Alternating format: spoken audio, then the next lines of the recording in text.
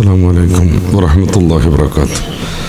بسم الله الرحمن الرحيم. الحمد لله رب العالمين. الصلاة والسلام على سيدنا محمد وآله وصحبه أجمعين.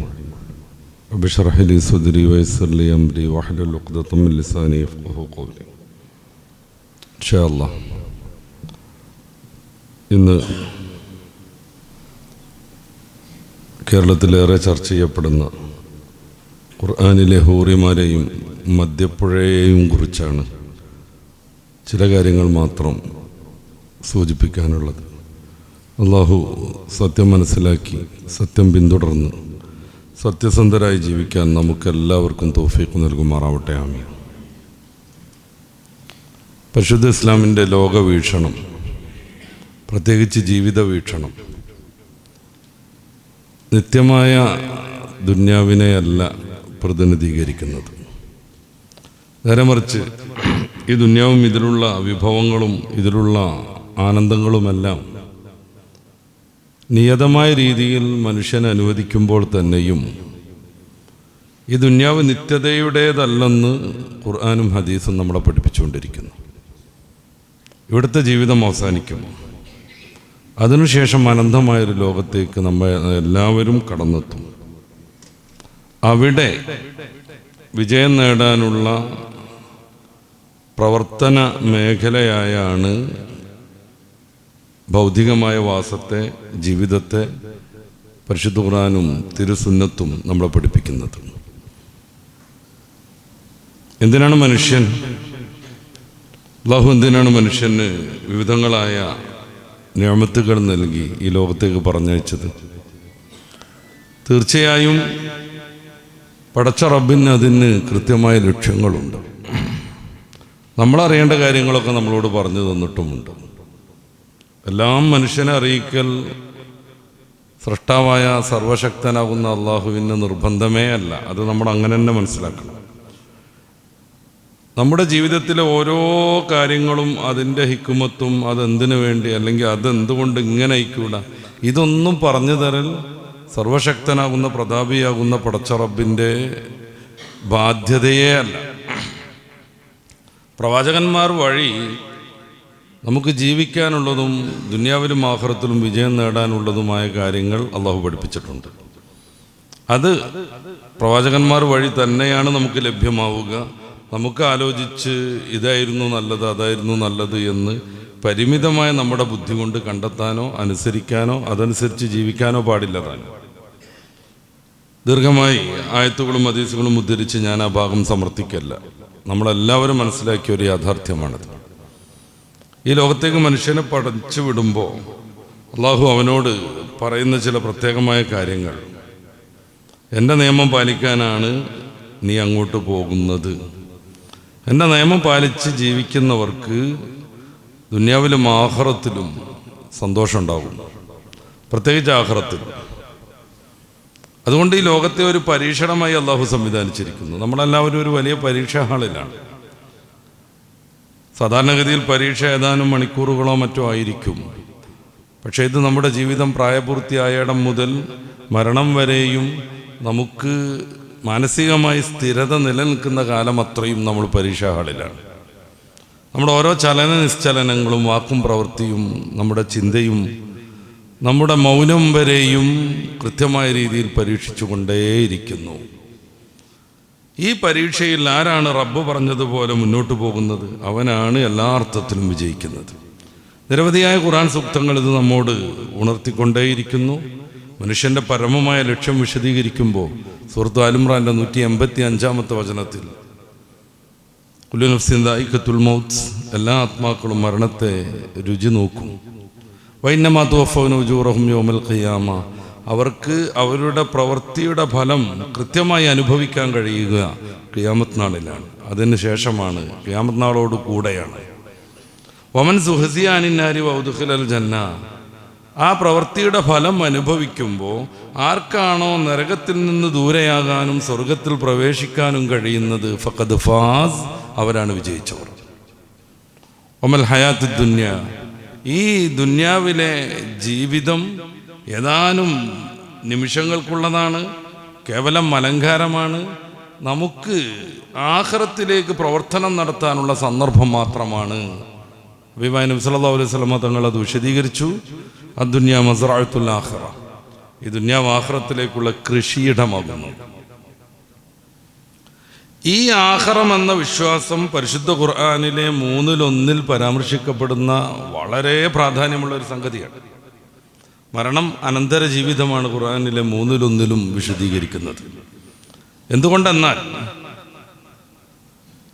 ഈ ലോകത്ത് നീതി നടപ്പാക്കാൻ കഴിയാത്ത കുറേ കാര്യങ്ങൾ ഉണ്ടാവുക തന്നെ ചെയ്യും.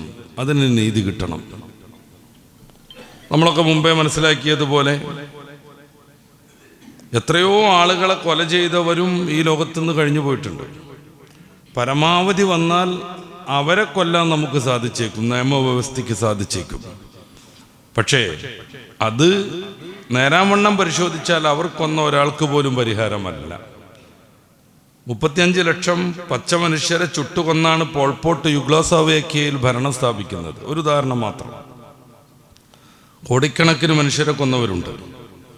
1 2 ലോകമഹായുദ്ധത്തിന് കാരണക്കാരായവരുണ്ട്. ഹിരോഷിമയിലും നാഗസാക്കിയിലും ഹൈഡ്രജൻ ബോംബിട്ട് ലക്ഷങ്ങളെ കൊന്നുകളഞ്ഞവരുണ്ട്. ഞാൻ ആ പരീക്ഷണം നടത്തരുതായിരുന്നു, ആറ്റം വിഘടിക്കാൻ പറ്റുമെന്ന് കണ്ടുപിടിക്കരുതായിരുന്നു, എൻ്റെ ആപേക്ഷികതാ സിദ്ധാന്തം ഞാൻ പുറത്തു കൊണ്ടുവരായിരുന്നു എന്ന് ലോകപ്രസിദ്ധനായ സയൻറ്റിസ്റ്റ് ഐൻസ്റ്റീന് പോലും വിലപിക്കേണ്ടി വന്നു. ഹിരോഷിമയിലും നാഗസാക്കിയിലും അദ്ദേഹത്തിൻ്റെ ഈ കണ്ടെത്തലിൻ്റെ ഫലമായി ഹൈഡ്രജൻ ബോംബ് വീണപ്പോൾ. ഇങ്ങനെ ലക്ഷക്കണക്കിന് മനുഷ്യരെ കൊന്നവർക്ക് എന്തായാലും അവരുടെ ഈ തെമ്മാടിത്തത്തിന് ശിക്ഷ കിട്ടണം. അതിന് യുക്തമായ രീതിയിലുള്ള പരിഹാരമുണ്ടാകണം. ഈ ലോകത്ത് സാധ്യമല്ല. മറ്റ് ജന്തുക്കളെപ്പോലെ ജീവികളെപ്പോലെ ഇവിടെയുള്ള ജീവിതവും കഴിഞ്ഞിട്ടാണ് മണ്ണായി പോയാൽ നമുക്ക് ബുദ്ധിയും വിവേകവും പക്വതയും ചിന്താശേഷിയും ഒക്കെ നൽകി ഏറ്റവും ശ്രേഷ്ഠമായ ജീവിവർഗമായി നമ്മളങ്ങോട്ട് കൊണ്ടുവന്ന് നീതിയെയും ധർമ്മത്തെയും വ്യക്തമായ രീതിയിൽ പഠിപ്പിച്ചു തന്നതിനൊന്നും ഒരു ഫലം ഉണ്ടാവില്ല. നമുക്ക് മൃഗങ്ങളെ മാതിരി കുറേ കാലം ഭക്ഷണം കഴിച്ച് കുറേ കാലമൊക്കെ അങ്ങോട്ട് ജീവിച്ച് പോയാൽ മതി എന്ന വിധമാണ് നമ്മുടെ ചിന്തയെങ്കിൽ ഈ ലോകത്ത് ഇത്രമേൽ ബുദ്ധിമാനായി, ചിന്താശേഷിയുള്ളവനായി, ഗവേഷണ തൽപരനായി, വികാസത്തെക്കുറിച്ച് ചിന്തിക്കാനും കണ്ടെത്താനും പറ്റുന്നവനായി, നീതിയും ധർമ്മവുമൊക്കെ അഭ്യസിക്കപ്പെട്ടവനായി ജീവിക്കുന്നതിനൊരർത്ഥം ഉണ്ടാവില്ല. അതുകൊണ്ടാണ് പരലോകത്തെക്കുറിച്ച് പ്രാധാന്യത്തോടു കൂടെ നമ്മൾ ചർച്ച ചെയ്യേണ്ടത്. മുൻകാല നാഗരികതകളിലൊക്കെ വിശ്വാസം ഉണ്ടായി. നബി അലൈഹി സ്വലാത്തു വസ്സലാം 1ാമത്തെ മനുഷ്യനാണ്, അവിടുന്ന് പ്രവാചകരുമാണ്. ആ 1ാം മനുഷ്യനാകുന്ന പ്രവാചകനിൽ നിന്ന് സന്നിവേശിച്ചിട്ടാവണം ഇസ്ലാമിൻ്റെ രീതിയിൽ നിന്ന് ഇടക്കാലത്ത് മാറി സഞ്ചരിച്ചവർ പോലും പരലോകത്തെ വിശ്വസിച്ചിരുന്നു. ലോകത്ത് 1ാമത്തെ നാഗരികതയാണ് മെംഫിസ് കേന്ദ്രീകരിച്ച് ഈജിപ്തിലുണ്ടായ നൈൽ നദിയുടെ സമീപത്തുണ്ടായ ഈജിപ്ഷ്യൻ നാഗരികത. അവർ മരണപ്പെട്ട ആളുകളെ സംസ്കരിക്കുമ്പോൾ ഖബറിൽ ഭക്ഷണം വെച്ചിരുന്നു, ആയുധം വെച്ചിരുന്നു, ആഭരണങ്ങൾ വെച്ചിരുന്നു, വിളക്ക് കത്തിച്ചു വെച്ചിരുന്നു. എന്തുകൊണ്ട്? ഇനിയൊരു ജീവിതമുണ്ട്, അവിടെ അത് ഉപയോഗിക്കണമെന്ന് അവർ വിശ്വസിച്ചു. 2ാമത്തെ നാഗരികതയാണ് മെസോപ്പൊട്ടേമിയൻ നാഗരികത. യൂഫ്രട്ടീസിൻ്റെയും ടൈഗ്രീസിൻ്റെയും തീരത്ത് ഇറാൻ ഇറാഖ് മേഖലയിൽ ഉണ്ടായിത്തീർന്നത്. അവരും അങ്ങനെ തന്നെയാണ് സംസ്കാരം നടത്തിയത്. 3ാമത്തെ ഏറ്റവും പഴയ നാഗരികതയാണ് സിന്ധു നദീതട സംസ്കാരം. സൈന്ധവ നാഗരികതയെക്കുറിച്ച് കൃത്യമായ പഠനങ്ങളുണ്ട്. അവരും പരലോകത്തെ വിശ്വസിച്ചിരുന്നു. കാരണം മനുഷ്യനാകുന്ന ഏറ്റവും ശ്രേഷ്ഠമായ ജീവിവർഗം ഇവിടെ അങ്ങോട്ട് തീർന്നിട്ട് ഇവിടെ തന്നെ അങ്ങോട്ട് അവസാനിച്ച് ഇതോടുകൂടെ അവൻ്റെ ഈ ജന്മത്തിൻ്റെ എല്ലാ ഗുണങ്ങളും എല്ലാ അനുഭവങ്ങളും തീർന്നു പോകാൻ പറ്റില്ല. പരിശുദ്ധ ഇസ്ലാമിനെ സംബന്ധിച്ചിടത്തോളം നേരത്തെ പറഞ്ഞതുപോലെ ഏറ്റവും പ്രധാനപ്പെട്ട ഒരു വിശ്വാസമാണ് പരലോകത്തിലുള്ള വിശ്വാസം. നമ്മുടെ കർമ്മങ്ങളെല്ലാം കൃത്യമായി രേഖപ്പെടുത്തുമെന്ന് ഖുർആൻ പറയുന്നു സൂറത്തു ഖാഫിൽ. ആ ഗ്രന്ഥം നമുക്ക് പരലോകത്തെത്തുമ്പോൾ ലഭ്യമാവുമെന്ന് സൂറത്തു അൽ കഹ്ഫിലടക്കം ഖുർആൻ വിശദീകരിച്ചു കൊണ്ടിരിക്കുന്നു വിവിധങ്ങളായ സൂറത്തുകളിൽ. ഈ ഒരു വിശ്വാസം മനുഷ്യനെ എല്ലാ സമയത്തും സംസ്കൃതനാക്കുന്നു.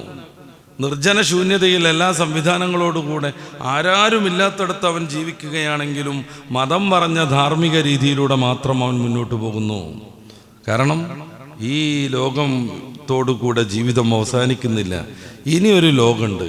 അവിടെ കൃത്യമായി ചോദ്യം ഉണ്ടാകും, കൃത്യമായി ഉത്തരം പറയേണ്ടി വരും, അതിന് ശിക്ഷ അനുഭവിക്കേണ്ടി വരും, നന്മ ചെയ്തവർക്ക് ഗുണവും ലഭിക്കും. ഈ ഒരു വിശ്വാസം ഉണ്ടാകുമ്പോൾ മനുഷ്യൻ കൃത്യമായി ധാർമ്മിക ശീലിലൂടെ മുന്നോട്ട് പോകുന്നു. അവൻ അപഹരിക്കൂല, അവൻ ബലാത്സംഗം ചെയ്യൂല, അവൻ കൊള്ള നടത്തൂല, ആരെയും ആക്രമിക്കൂല, വിദ്വേഷം പ്രചരിപ്പിക്കൂല, ആരെയും പരദൂഷണം നടത്തൂല, പാർട്ടികൾക്കും വ്യക്തികൾക്കും ഇടയിൽ പിണക്കുണ്ടാക്കാൻ അവൻ അധ്വാനിക്കൂല. നമ്മൾ തിന്മയെന്ന് പഠിച്ച പൊതുവേ മാനവ സമൂഹം മനസ്സിലാക്കുന്ന ഒരു കാര്യവും അവനിൽ നിന്ന് ഉദ്ഭവിക്കില്ല. എന്തുകൊണ്ട്? ഈ ജീവിതം ഇവിടെ തീരുന്നില്ല, ഇനിയൊരു ജീവിതമുണ്ട്. ഇതാണ് നിലവിലുള്ള മതഗ്രന്ഥങ്ങളും പറയുന്നത്. ഞാൻ വിസ്തരിച്ച് അങ്ങോട്ട് കിടക്കല്ല. നരകത്തെക്കുറിച്ചും സ്വർഗത്തെക്കുറിച്ചും കൃത്യമായി പരാമർശിക്കാത്ത ഇന്ന് നമ്മുടെ ശ്രദ്ധയിൽപ്പെടുന്ന മതങ്ങളൊന്നുമില്ല. ബുദ്ധമതത്തെക്കുറിച്ചും ജൈനമതത്തെക്കുറിച്ചൊക്കെയാണ് ചില അപവാദങ്ങളുള്ളത്. അത് അവരുടെ ജീവിതത്തിൽ അല്ലെങ്കിൽ പിന്നീട് അധ്യാരോപിക്കപ്പെട്ടതാണ് എന്ന പഠനങ്ങളുണ്ട്. ദൈവത്തെ പോലും നിഷേധിക്കുന്നയാളായിട്ടാണ് ശ്രീബുദ്ധനെ പരിചയപ്പെടുത്തുന്നത്. സത്യത്തിൽ അത് അദ്ദേഹം അങ്ങനെ തന്നെ പറഞ്ഞോ ഇല്ലേ വേറൊരു ചർച്ചയാണ്. നിലവിലുള്ള പ്രസിദ്ധങ്ങളായ ഏതു മതം എടുത്ത് പരിശോധിക്കാം, ഹിന്ദുമതമാവട്ടെ, ക്രിസ്തുമതമാവട്ടെ, ജൂതമതമാവട്ടെ, ഇതൊക്കെയും പരലോകത്തെക്കുറിച്ച് പറയുന്നു, അവിടെയുള്ള നന്മകളെയും തിന്മകളെയും കുറിച്ച് പറയുന്നു.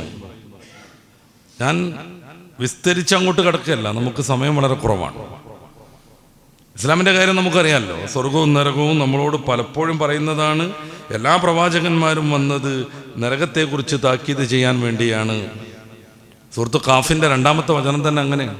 വല്ലജിബു അൻ ജാഅഹും മുൻദിറും മിൻഹും ഖാഫ് വൽ ഖുർആനിൽ മജീദ് ബൽ അജിബു അൻ ജാഅഹും മുൻദിറും മിൻഹും വഖാലൽ കാഫിറൂന ഹാദാ ശൈഉൻ നജീബ്.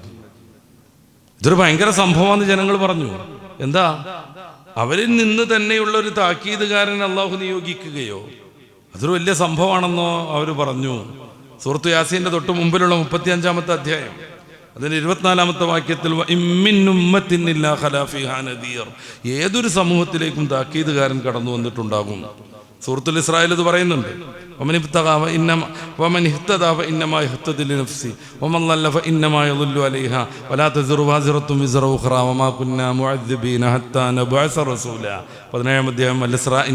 പതിനഞ്ചാമത്തെ വചനത്തിൽ നമുക്ക് കാണാം, ഒരു താക്കീതുകാരൻ വരാതെ ഒരു സമൂഹത്തെയും അള്ളാഹു ശിക്ഷിക്കൂല.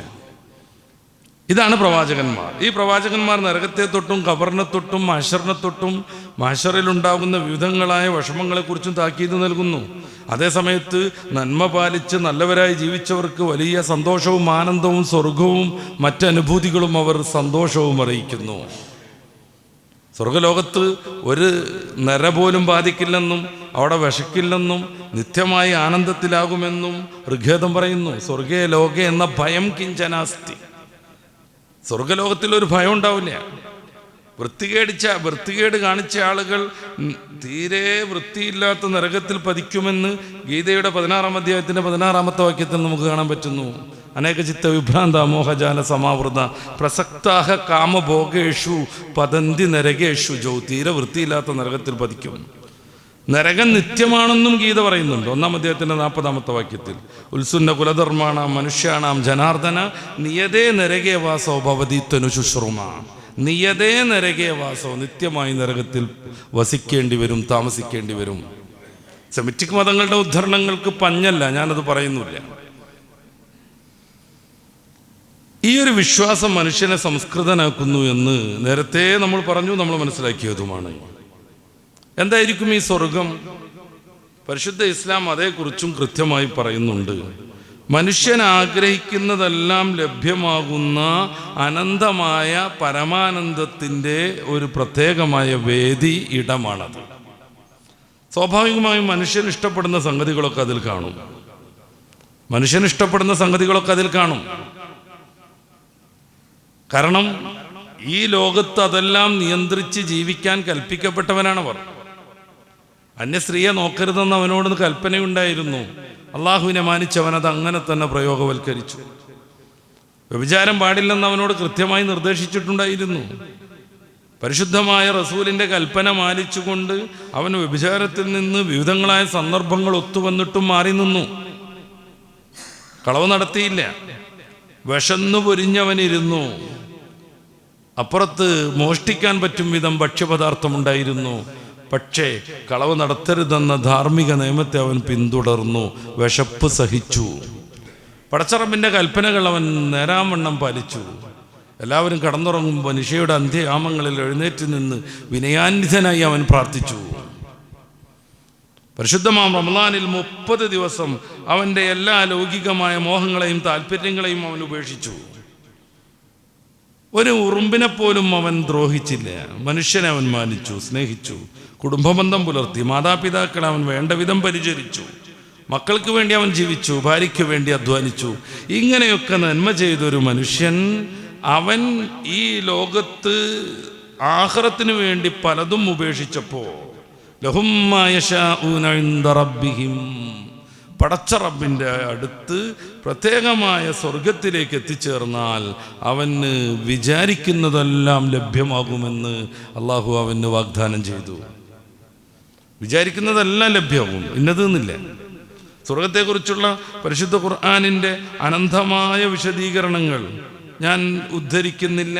നിങ്ങളെല്ലാവരും അതറിയുന്നവരും പലപ്പോഴും കേട്ടവരും കണ്ടവരുമാണ്. സ്വർഗം നിത്യമാണ്. സ്വർഗത്ത് എല്ലാ അർത്ഥത്തിലുമുള്ള ഗുണങ്ങളുണ്ടാകും.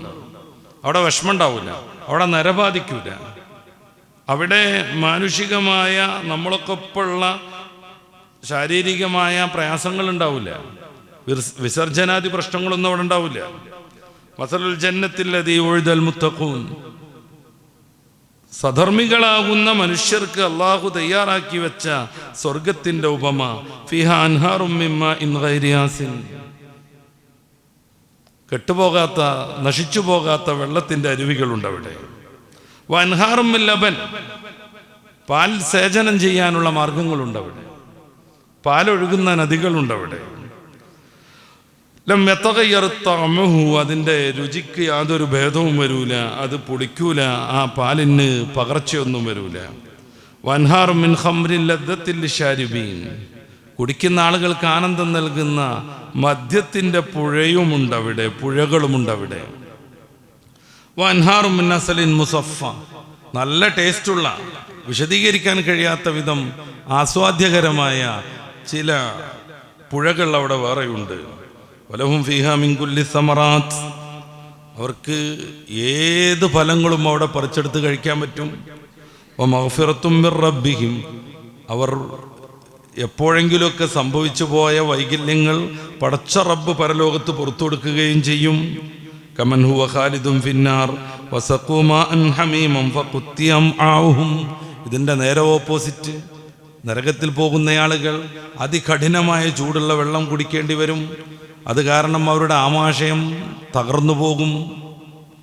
സൂറത്ത് മുഹമ്മദിൻ്റെ 15-ാമത്തെ വചനത്തിൽ അള്ളാഹു സ്വർഗത്തെ ബ്രീഫായിട്ട് ഇങ്ങനെയാണ് വിശദീകരിക്കുന്നത്. അവിടെ 4 അരുവികളെ കുറിച്ച് പറയുന്നു. ഒന്ന് ശുദ്ധമായ വെള്ളത്തിൻ്റെ അരുവി, രണ്ടാമത്തേത് ശുദ്ധമായ പാലിൻ്റെ അരുവി, മൂന്നാമത്തേത് ഖംറ്, വിശദീകരിക്കേണ്ടതാണ്, നമ്മുടെ വിഷയത്തിൻ്റെ പ്രധാനപ്പെട്ട ഭാഗവും അതാണ്, മദ്യപ്പുഴയും ഹൂറികളും. ആരെയാണ് പ്രകോപിപ്പിക്കുന്നത്? ഇതാണ് നമ്മൾ ചർച്ച ചെയ്യുന്നത്. ഖംറിൻ്റെ അരുവിയും അവിടെയുണ്ട്. അത് ഉപയോഗിക്കുന്ന ആളുകൾക്ക് നല്ല ടേസ്റ്റി ആയിരിക്കും. വൻഹാറും മിൻ അസലിൻ മുസഫ, തെളിഞ്ഞ തേനിൻ്റെ അരുവിയുമുണ്ട്. മനുഷ്യൻ ഈ ലോകത്ത് ജീവിക്കുമ്പോൾ അവന് ആവശ്യമായ കുറേ കാര്യങ്ങളായി എണ്ണി പറയുന്നത് വെള്ളം, പാല്, ആനന്ദത്തിൻ്റെ ജ്യൂസുകൾ പോലെയുള്ള സംഭവങ്ങൾ. പിന്നെ അവൻ ഇഷ്ടപ്പെട്ട ഫലങ്ങൾ അവനവിടെ പറിച്ചെടുക്കാൻ പറ്റും. വിചാരിക്കുമ്പോഴേക്ക് അവൻ്റെ അടുത്തേക്ക് അത് കടന്നു വരും, തൂങ്ങി വരും. അപ്പോൾ ഒരു മനുഷ്യൻ ജീവിക്കുമ്പോൾ അവൻ്റെ ജീവിതത്തിൽ അനിവാര്യമായ കുറേ കാര്യങ്ങൾ മുന്നിൽ വെച്ച് മനുഷ്യനെ സ്വർഗം പരിചയപ്പെടുത്താൻ ശ്രമിക്കുകയാണ് അല്ലാഹു തആല. സ്വർഗത്തിലെ അനുഭൂതികൾ ഒരിക്കലും നമുക്ക് വിശദീകരിച്ച് തീർക്കാൻ പറ്റൂല. റസൂലുള്ളാഹി സ്വല്ലല്ലാഹു അലൈഹി വസല്ലം തങ്ങൾ അതൊരൊറ്റ വാക്കിൽ പരാമർശിക്കുന്നത് ഒരു കണ്ണും കാണാത്ത എത്ര നല്ല ആനന്ദകരമായ കാഴ്ചകൾ, ഒരു ചെവിയും കേൾക്കാത്ത അത്ര നല്ല മനോഹരമായ സംഗീതങ്ങൾ, ഒരു നാക്കും ടേസ്റ്റ് ചെയ്യാത്ത വിധത്തിലുള്ള ഭക്ഷ്യപദാർത്ഥങ്ങൾ. ഇത് പൊതുവെയാണ് പറഞ്ഞിട്ടൊക്കെയാണ്. അപ്പൊ നമ്മൾ ഈ ദുന്യാവിൽ എന്തൊക്കെ കാഴ്ച കണ്ടു ആനന്ദിച്ചു, അതൊന്നും സ്വർഗത്തിലേക്ക് എത്തുമ്പോൾ ഒരു വിഷയമേ അല്ലാതായിത്തീരും, നിഷ്പ്രഭമായിത്തീരും. ഒരു കണ്ണും കാണാത്ത പരമാനന്ദങ്ങൾ അവിടെ ഉണ്ടാകും. ഒരു നാക്കും ടേസ്റ്റ് ചെയ്യാത്ത ഭക്ഷണങ്ങളും പാനീയങ്ങളും അവിടെ ഉണ്ടാകും. ഒരിക്കൽ പോലും നമ്മൾ ആസ്വദിക്കാത്ത സുഗന്ധം അവിടെ ഉണ്ടാകും. പിന്നെ മനുഷ്യന്റെ മുന്നിൽ അവന് പരിചിതമായ കുറെ സംഗതികൾ വെച്ച് ഖുർആൻ സ്വർഗത്തെ പരിചയപ്പെടുത്തുന്നു. അതിൻ്റെ ഭാഗമാണ് ആപ്പിള് വരുന്നത്, മുന്തിരി വരുന്നത്, മറ്റു ഭക്ഷ്യപദാർത്ഥങ്ങൾ വരുന്നത്. പരിശുദ്ധ ഖുർആന്റെ ഒന്നാമത്തെ സംബോധിതർ അറബികളാണ്. അവർക്ക് മനസ്സിലാകുന്ന കാര്യങ്ങൾ പറഞ്ഞിട്ടാണ് ദ്വിതീയ സംബോധിതരാകുന്ന മറ്റു ആളുകളിലേക്ക് ഖുർആനിൻ്റെ ആശയം കടന്നു വരുന്നത്. അതുകൊണ്ടാണ് അറബികൾ പരിചയപ്പെട്ട പ്രവാചകന്മാരെ മാത്രം ഖുർആനിൽ 10-25 പേരെ എണ്ണി പറയുന്നത്. ഇന്ത്യയിലേക്ക് പ്രവാചകൻ വരാത്തത് കൊണ്ടല്ല. ഒന്നാമത്തെ മനുഷ്യനാകുന്ന ഒന്നാം പ്രവാചകർ ആദം നബി അലൈഹി സ്വലാത്തു വസ്സലാം അവതരിച്ചത് തന്നെ ഇന്ത്യയിലേക്കായിരുന്നു.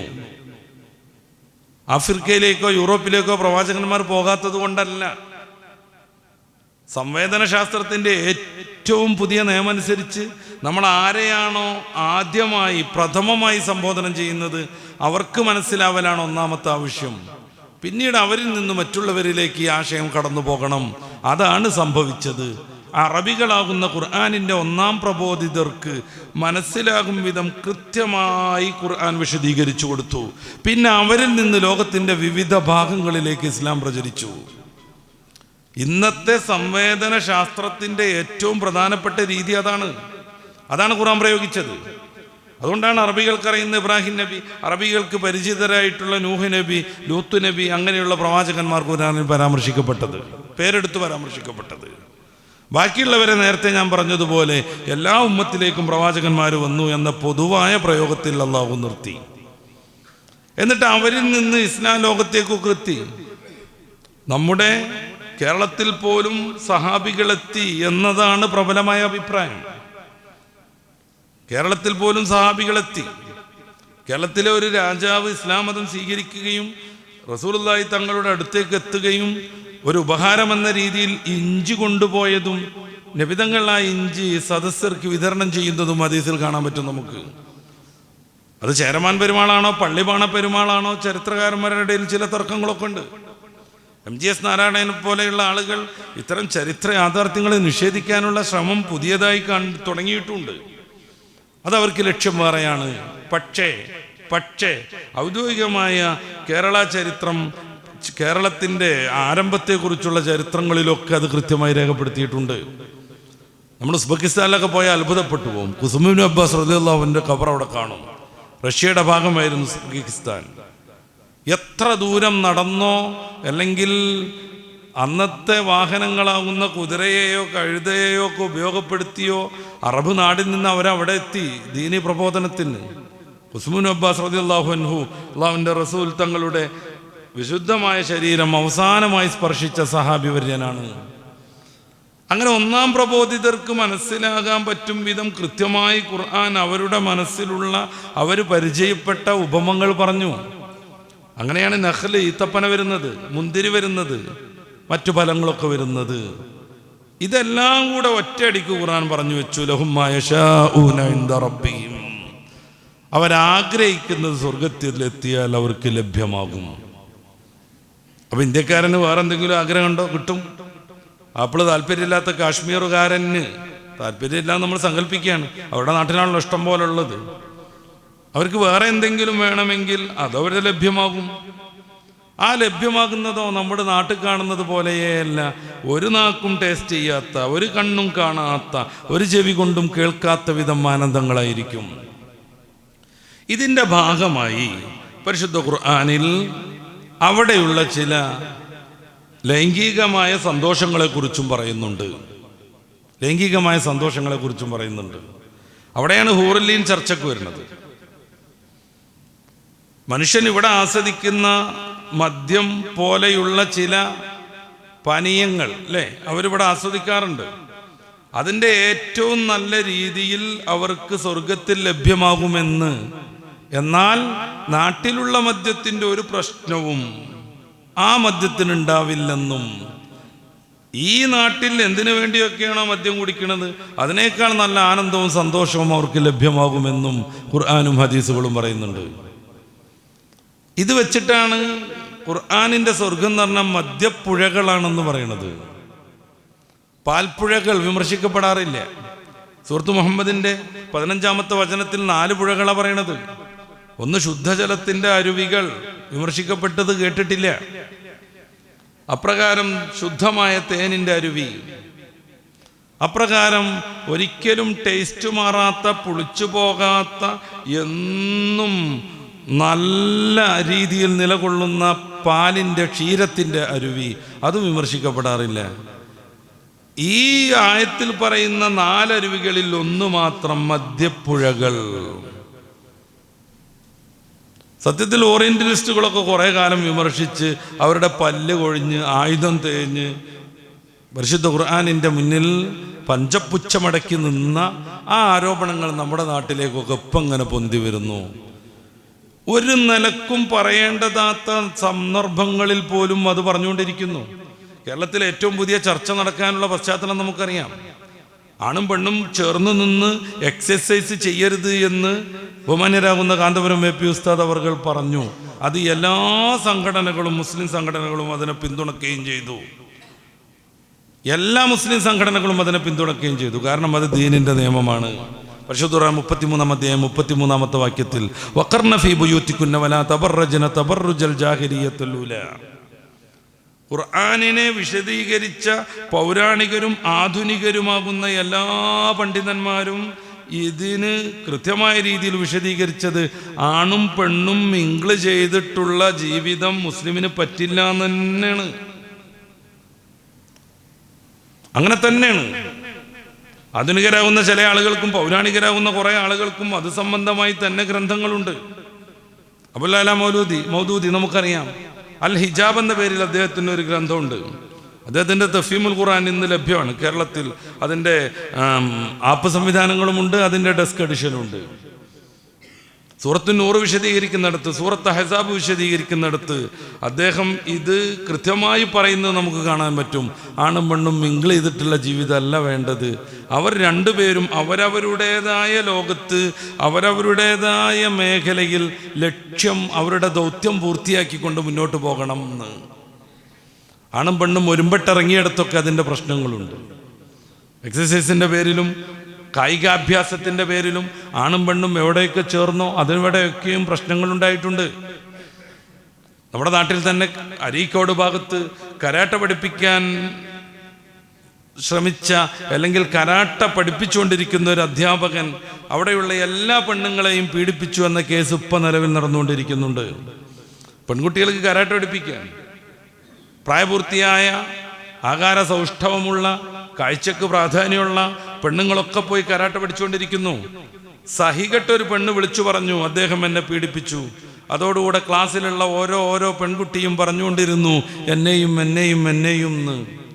ആ അധ്യാപകൻ ഗുരുവിനോടുള്ള ആദരവ് കാണിക്കാൻ വേണ്ടിയിട്ട് ചിറിളിച്ച് നിന്നിട്ട് ചുണ്ടിൽ ചുംബനം നടത്തിച്ചു എന്നാണ് കുറേ പെൺകുട്ടികൾ പറഞ്ഞത്.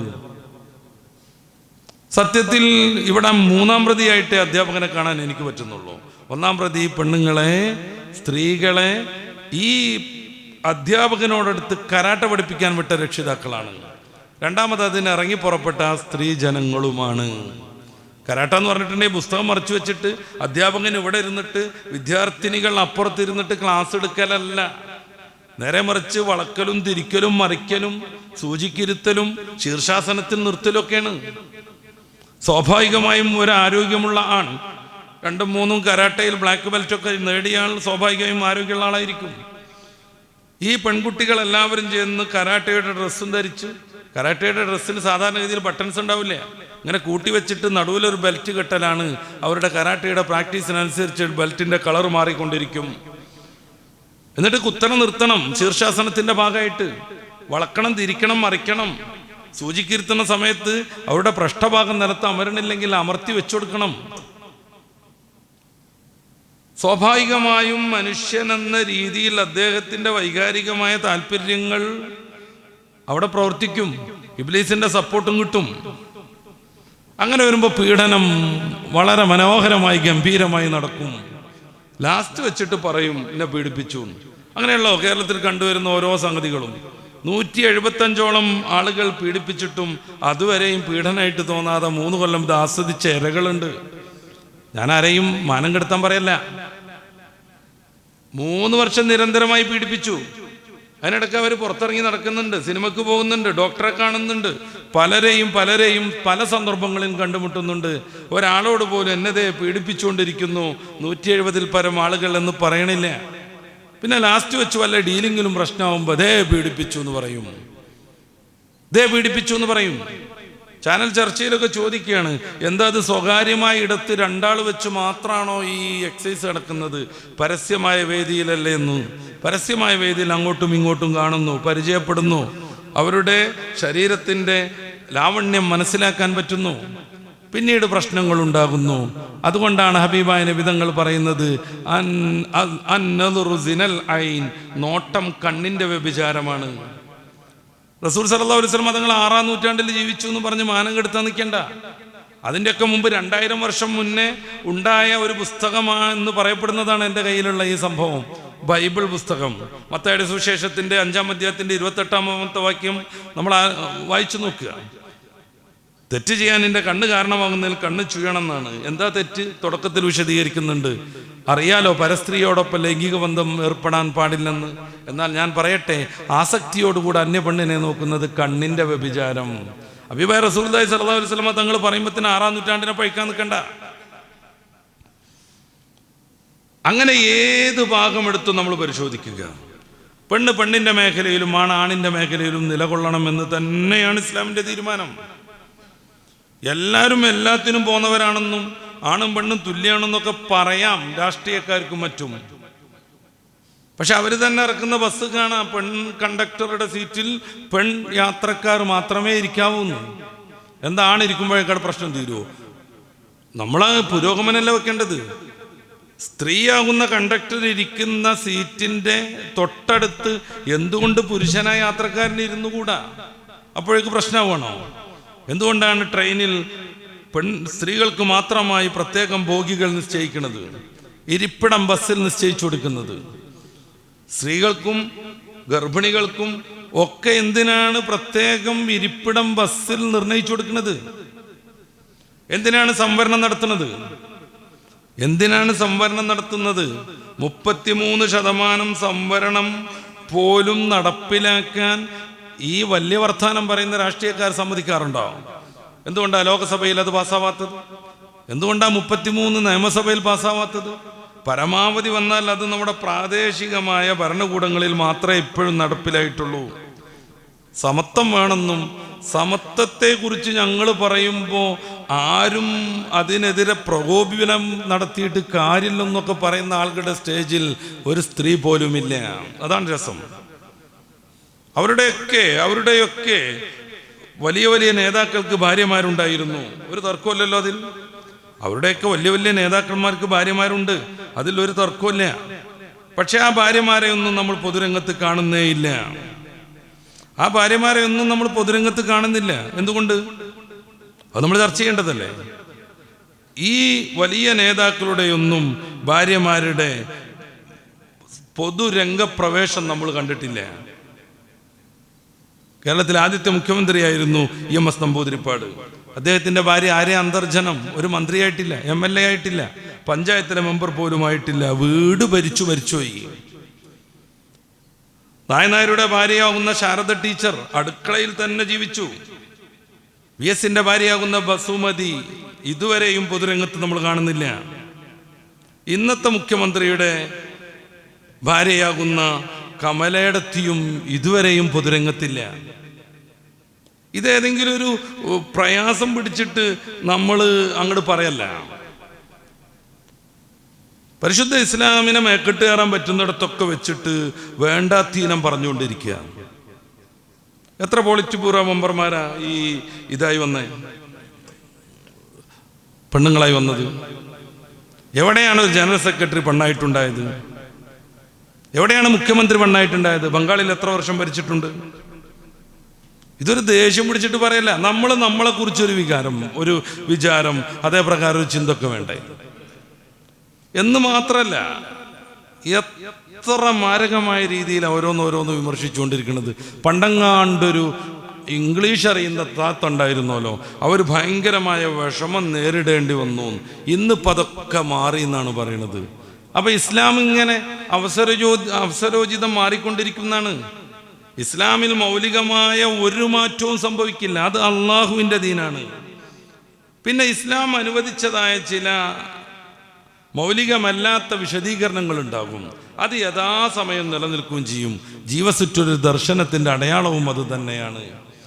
എന്നിട്ട് ആ സ്ത്രീയെ ഉദ്ധരിച്ചുകൊണ്ട് പറയാം, അവർ സ്റ്റേറ്റ് സെക്രട്ടറി, എന്താ അവർ ഇംഗ്ലീഷ് പഠിച്ചു, അതിനാൽ അവർക്ക് പലവിധ വിഷമങ്ങളും നേരിടേണ്ടി വന്നു.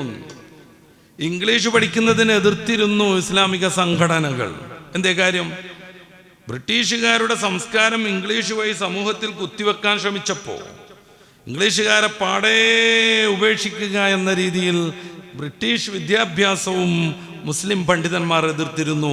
ദേശക്കൂറുകൊണ്ട് അവരെ ബഹിഷ്കരിക്കേണ്ടതിന്റെ ഭാഗമായിട്ട് ആ തീരുമാനമെടുക്കുന്ന സമസ്തയുടെ മിനിറ്റ്സ് പോലും നമ്മൾ പരിശോധിക്കുക. ABCD എന്ന് പറഞ്ഞിട്ടാണ് അതിൽ അനുബന്ധമായ ഓരോ കാര്യം വിശദീകരിക്കുന്നത്. A എന്ന് പറഞ്ഞാൽ അലിഫല്ല, B എന്ന് പറഞ്ഞാൽ ബാഹു അല്ല. അന്ന് ജീവിച്ചിരുന്ന വലിയ പണ്ഡിതന്മാർ, കരിങ്കപ്പാറ ഉസ്താദൊക്കെ ഇംഗ്ലീഷിൽ ഏറ്റവും നല്ല സാഹിത്യ ഗ്രന്ഥങ്ങൾ വായിക്കാനും എന്നല്ല ഇംഗ്ലീഷ് ടു അറബിക്ക് നിഘണ്ടു നിർമ്മിക്കാൻ പോലും കഴിവുണ്ടായിരുന്നു.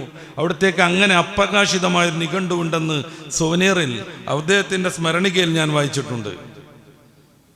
എന്നിട്ട് മാറ്റം വന്നപ്പോൾ അതുപോലെ ഇതും മാറും, ഞങ്ങൾ മാറിക്കൊണ്ടിരിക്കുന്നാണ് പറയണത്. ആർക്കാ മാറ്റമില്ലാത്തത്? സ്വകാര്യ സ്വത്ത് അനുവദിച്ചാൽ കമ്മ്യൂണിസം തകരൂലേ? ഇന്ന് ഏതൊരു കമ്മ്യൂണിസ്റ്റ് ഭരണത്തിനോ വ്യക്തിക്കോ ആണ് സ്വകാര്യ സ്വത്തില്ലാത്തത്. കമ്പ്യൂട്ടർ വന്നപ്പോൾ അതിനെതിരെ ശക്തമായ പ്രക്ഷോഭം നടത്തിയിട്ടില്ലേ ഈ പാർട്ടിക്കാരൊക്കെ? പുസ്തകം പോലും ഉണ്ട്, ചിന്താ പബ്ലിക്കേഷന്റെ. ഞാൻ ആ പുസ്തകത്തിന്റെ പുറംചട്ട തുറന്നിട്ടാ പോയിരിക്കുന്നത്. എന്താ സംഭവം? കമ്പ്യൂട്ടറിന്റെ കടന്നുകയറ്റത്തെ പറ്റി ഒരു സമാഹാരം എന്നാണ് ചിന്താ പബ്ലിക്കേഷൻ ഇറക്കിയ പുസ്തകത്തിന്റെ പേര്. കമ്പ്യൂട്ടറിനെ ശക്തമായി എതിർത്തു, ട്രാക്ടറിനെതിരെ പ്രവർത്തിച്ചു. JCB വന്നപ്പോൾ അതിനെതിരെ ശക്തമായി പോരാടി. ഇന്ന് ഇന്ത്യയിലെ ഏറ്റവും വലിയ കൺസ്ട്രക്ഷൻ ഗ്രൂപ്പ് പോലും ഈ പ്രസ്ഥാനത്തിന്റെ നേതൃത്വത്തിലുള്ളതാണ്. JCBക്ക് എതിർത്തവർ മൗലികമായ ആദർശങ്ങൾ പോലും മാറ്റിമറിച്ചിട്ടാണ് ഏതോ ഒരു താത്ത ഇംഗ്ലീഷ് പഠിച്ചതും പറഞ്ഞിട്ട് പരിശുദ്ധ ഇസ്ലാമിന്റെ മേക്കെട്ട് കയറണത്. ഇത് ഒരു വികാരഭരിതമായി പറയല്ല, വസ്തുത സമൂഹം മനസ്സിലാക്കേണ്ടതുണ്ട്. പണ്ടങ്ങാണ്ട് ഒരു രാഷ്ട്രീയക്കാരൻ ഗണപതിയെ വിമർശിച്ചു പറഞ്ഞു, പരിശുദ്ധ ഇസ്ലാമിന്റെ നയം എന്താണ്? അന്യമതക്കാർ ആരാധിക്കുന്ന വസ്തുക്കളെ നിങ്ങൾ അസഭ്യം പറയരുത്, വഴക്ക് പറയരുത്, അതിനെ നിങ്ങൾ ആക്ഷേപിക്കരുത് എന്ന് കൃത്യമായി ഖുർആൻ പറയുന്നുണ്ട്. ഏതോ രാഷ്ട്രീയക്കാരൻ ഗണപതിയെ കുറിച്ച് പറഞ്ഞു, അദ്ദേഹത്തിന്റെ പേര് അബദ്ധത്തിൽ ഒരു മുസ്ലിം പേരായിപ്പോയി. അതുകൊണ്ട് ചില ആളുകളൊക്കെ ഇങ്ങോട്ട് ഇറങ്ങി, ആരാണ് 72 ഹൂറിമാരെ കണ്ടു വന്നോര് എന്നൊക്കെ ചോദിച്ചിട്ട്. സുകുമാരൻ നായരൊക്കെ അതിൻ്റെ മുന്നിലുണ്ടായിരുന്നു. എന്താ ഈ ഹൂറികൾ? നമ്മളവിടെയുള്ള പറഞ്ഞു വെച്ചത്, മനുഷ്യനെന്ന രീതിയിൽ ഏതൊരാളുടെയും പ്രധാനപ്പെട്ട താല്പര്യമാണ് ലൈംഗികമായ സന്തോഷം. അത് അള്ളാഹു നൽകിയ വലിയൊരു റഹ്മത്താണ്. അതില്ലെങ്കിൽ ഈ തലമുറ നിലനിന്നു പോവില്ല. പെണ്ണുങ്ങൾ എത്രമേൽ പ്രയാസപ്പെട്ടാണ് പ്രസവം നടത്തുന്നത്. ഈ പ്രസവം നടത്തുന്നതിൻ്റെ മുന്നോടിയായി ഉണ്ടാകുന്ന ഒരു സ്വാഭാവിക പ്രക്രിയയാണ് ലൈംഗിക ബന്ധം. ഈ ലൈംഗിക ബന്ധത്തിന് ഈ ഒരു ആനന്ദമോ സന്തോഷമോ അതിലേക്കൊരു താല്പര്യം ഒന്നുമില്ലെങ്കിൽ പ്രയാസപ്പെട്ട് പ്രസവിക്കാൻ വേണ്ടി മാത്രം ആരാ അതിലേർപ്പെടുക? എല്ലാ ജീവിജാലങ്ങളുടെയും വർഗം മുന്നോട്ട് പോവാൻ, നിലനിൽക്കാൻ ഈ ഒരു സംഗതി അനിവാര്യമാണ്. അവരുടെ ഇടയിൽ ലൈംഗികമായ ബന്ധങ്ങൾ ഉണ്ടാവണം. അതിലേക്ക് പ്രചോദനം നൽകും വിധത്തിൽ അതിന് പ്രത്യേകമായ ആനന്ദങ്ങളും സംവിധാനിക്കണം. പടച്ച റബ്ബ് അവൻ്റെ സൃഷ്ടിപ്പിൽ അതൊക്കെ കൃത്യമായി നിർവഹിച്ചിട്ടുണ്ട്. ഇത് മനുഷ്യന്റെ ഒരു ചോദനയാണ്, താല്പര്യമാണ്, അവൻ്റെ ഒരു ആനന്ദമാണ്. മനുഷ്യന് മാനസികമായി സന്തോഷം ഉണ്ടാവണമെങ്കിൽ സെക്സ് രംഗത്ത് സംതൃപ്തി വേണമെന്ന് എല്ലാ മനഃശാസ്ത്രജ്ഞന്മാരും പറയുന്നു. കുടുംബജീവിതമെന്ന് പറയുന്ന മനോഹരമായ ധർമ്മം ആരൊക്കെ എതിർക്കാൻ ശ്രമിച്ചാലും, കുടുംബജീവിതമാണ് പെണ്ണിനെ പീഡിപ്പിക്കുന്നത് എന്നൊക്കെ പ്രചരിപ്പിക്കാൻ ശ്രമിച്ചാലും, കുടുംബജീവിതമെന്ന മനുഷ്യനെ ഇതുവരെ നിലനിർത്തിയ, ആശ്വസിപ്പിച്ച, ആനന്ദിപ്പിച്ച, അങ്ങോട്ടും ഇങ്ങോട്ടും സമാധാനിപ്പിച്ച ഒരു വിശുദ്ധമായ ധർമ്മം, അത് നിലനിൽക്കുന്നതിൻ്റെ അടിസ്ഥാന മൂല്യം പോലും ഈ ലൈംഗിക ബന്ധവും അതിൻ്റെ ആനന്ദങ്ങളുമാണ്. ഇതൊരു മനുഷ്യൻ്റെ വിഷയമല്ല, എല്ലാ ജീവിവർഗങ്ങളിലുണ്ട് അവരുടേതായ രീതിയിൽ. ഇത് മനുഷ്യനുമായി ബന്ധപ്പെട്ട ഏറ്റവും നല്ല ആനന്ദമാകുമ്പോൾ, പരിശുദ്ധമായ സ്വർഗം സംവിധാനിക്കുമ്പോൾ പടച്ച റബ്ബ് ഈ ഒരു വിശുദ്ധി കൂടെ അവിടെ സംവിധാനിക്കേണ്ടതുണ്ട്. അവനത് ചെയ്തിട്ടുണ്ട്. അതാണ് ഹൂറികൾ. അപ്പം എന്താ ഹൂറി എന്നൊക്കെ പറഞ്ഞാൽ ഭാഷാപരമായി കണ്ണ് വിടർന്ന നല്ല മനോഹരമുള്ള സ്ത്രീകൾ എന്നാണ് അതിൻ്റെ അർത്ഥം. അഹ്വർ എന്ന് പറയുന്നതിനും ഹൗറ എന്ന് പറയുന്നതിനും ഹൂർ എന്നാണ് ജമ്മ് ബഹുവചനം വരാറുള്ളത്. ഖുർആനിൻ്റെ മൊത്തം പ്രയോഗങ്ങൾ എടുത്ത് പരിശോധിച്ചാൽ ഈ ഹൂറിൽ ഐൻ എന്ന് പറയുന്ന പ്രത്യേകമായ വിഭാഗം അത് സ്ത്രീകൾ തന്നെയാണെന്ന് നമ്മൾ നമുക്ക് മനസ്സിലാവും. അതെന്തിനാ പറയണത്?